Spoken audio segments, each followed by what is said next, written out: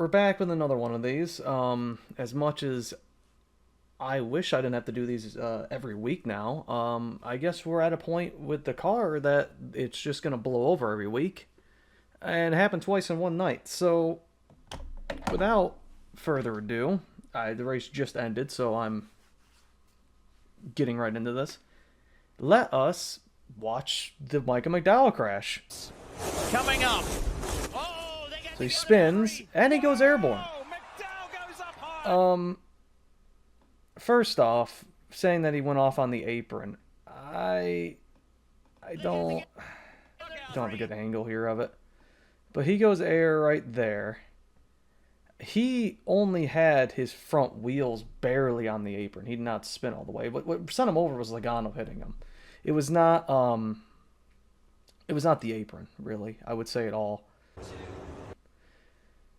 So here he is, he gets turned, he goes down right, he gets hit there. Now you see right here, he is not on the apron all the way. He's got his front wheels down there. Well, he would need, I would say, a little bit more to get some air under there. Now, I think it does affect it a little. What's going to affect it here is him getting hit like that. And I don't think he should have enough velocity to get much, if any, air. I'm sure we could go and find a wreck in the past where it was very similar. Somebody getting turned off the top groove, getting hit like this, and then, spinning back up the track. This happens, and then, it's in slow motion here. It hangs. It actually, probably the diffuser actually helped it hang on the hood like that, because it turns into such a wind sail when it's on its side like that, that it just kind of suspends the car like that. Because you notice how it didn't just go over. If you look at a wreck like Brendan Gaughan's in 2019, his just went over. He actually was able to do a full 360 and land back on his wheels. Kurt Busch in the 2013 Spring Talladega race did the same exact thing. He flipped over and landed. There's plenty of pirouettes in NASCAR history with it. There's I believe it was Bill Elliott did it in the '96 Daytona 500. I think he did a pirouette and landed on the backstretch. But anyway, right here, it's such a wind sail that it just keeps pushing the car, and you see he's not rolled over enough here to actually be leaning on Logano's car. He's pivoted on the hood of the car. And he comes back down here because he's lost so much speed at this point. Thankfully, he came back down. This is not, I think, the best example of a wreck being caused by the next gen, or not the next gen. I don't think it's the next gen. It's more the diffuser on the underside of the car. I just want to clarify. I don't hate what they were trying with the diffuser, and I don't think that this is just a purely next gen problem. Okay, like I have my thoughts on the next gen, but this isn't because I just think it's a bad car and whatever. The easy fix for this is getting rid of the diffuser. Just get rid of the diffuser. At least on these big tracks where you go more than 150 miles an hour. This is going to keep happening. This is an incessant problem with an underwing like that. It's going to fly. I don't know what else to say. I don't want to be proved right, but I said it last week when I made the Corey LaJoie video, or earlier this week, and then this happens twice in one race. I don't know.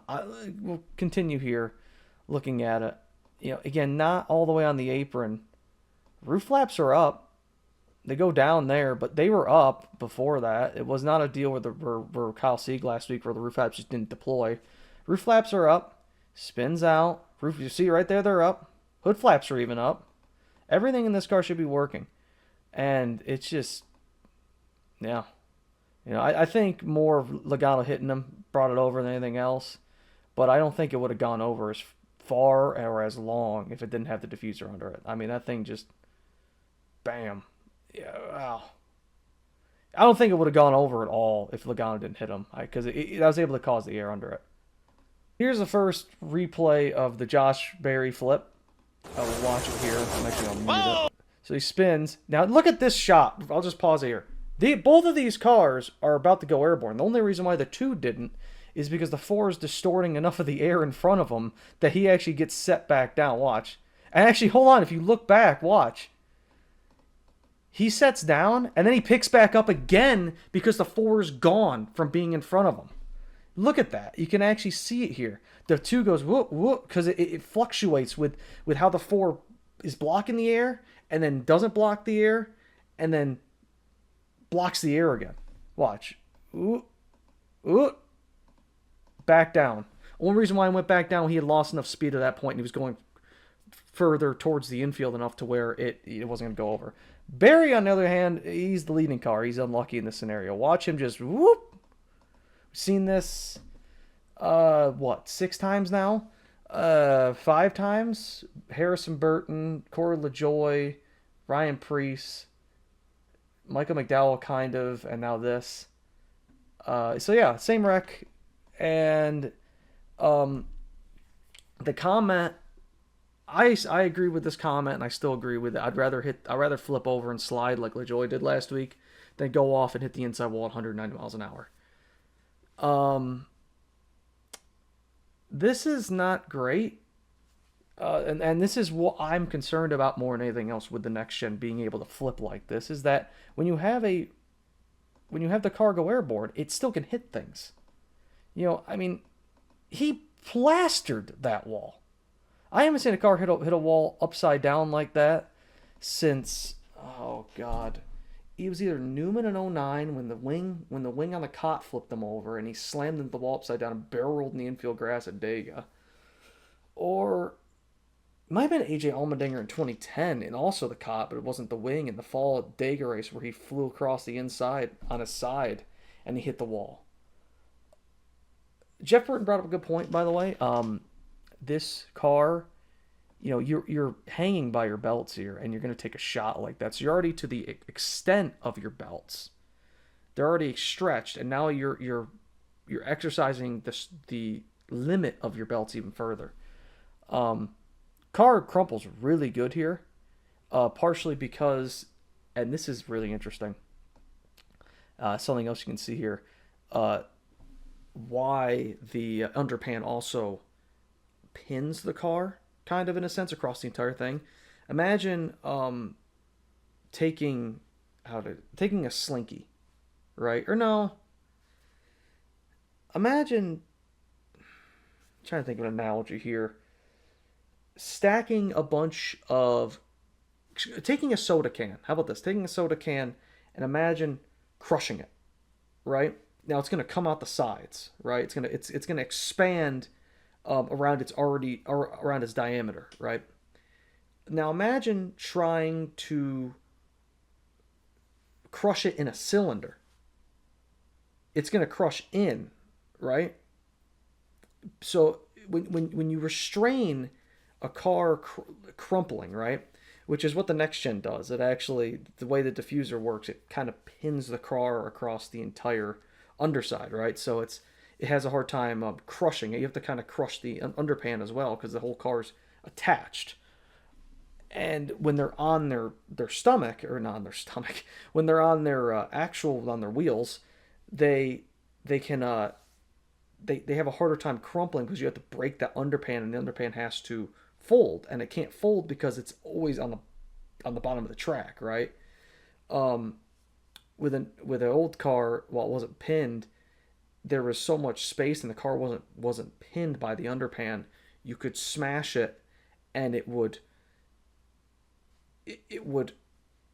crumple in, and it would use space. So it would kind of dissipate the energy in just moving that whole front end of the car. It would destroy the car, but yeah, you could dissipate the energy there instead of actually taking a head-on shot more directly. Also, if you ever look, a lot of next gens, they don't do the thing that Kyle Larson's car did in 2016 when he hit the inside wall and went, bam, the inside wall at Auto Club, did a 360 in the air, and he landed. You can look it up, all these wrecks. This car doesn't do that. It will not do that. It'll just go bam and hit the wall and then done. Now, what's interesting here though is since the car's upside down, right? It's not pinned. It's actually going to react like an old car does. Watch, whoop, and then do. That's a great thing to see when a car does that, because it's dissipating the energy off of the impact. It's not just going. That's why Barry, when he interviewed, and he said, "I feel fine." That was probably the lightest head-on impact the next gen's probably experienced, because it's upside down and it's not pinned. What can be done here? It's got the underpan. You got to get rid of the diffuser. I don't understand. You know, I said the wind thing wasn't anything to consider, and I was told wrong, or not wrong, but everyone said, "Oh, the wind, the wind, the wind, the wind." It wasn't the wind, okay? It's not the wind. It's never been the wind. It wasn't the grass last year. The only thing that the grass contributed to last year was it flipping multiple times, right? Which thankfully this didn't happen again, right? But I have said, and I know I'm an engineer, but I'm not, in the sport per se. But I keep saying it's the underpan, and I keep getting told I'm wrong, or I don't know what else to do. There's one simple thing. If you remove the underpan, I truly believe that this will stop much of these flips. It's not going to stop all of them, because if they remove the underpan, it's immediately the next race a car flips over. I understand that that's going to be, oh, well, it wasn't the underpan then. No. And I compliment NASCAR on putting another wing on the rear window, on the right rear side, right? That does help. But for the love of God, it's not that. I said this in the last week. 80% of the car's downforce is generated by this thing. Right there. That underpan, that diffuser. That's where the car's going to lift. That's where it's going to lift every single time. He lands the same way as LaJoie did last week. He slides the same way. That's how it is.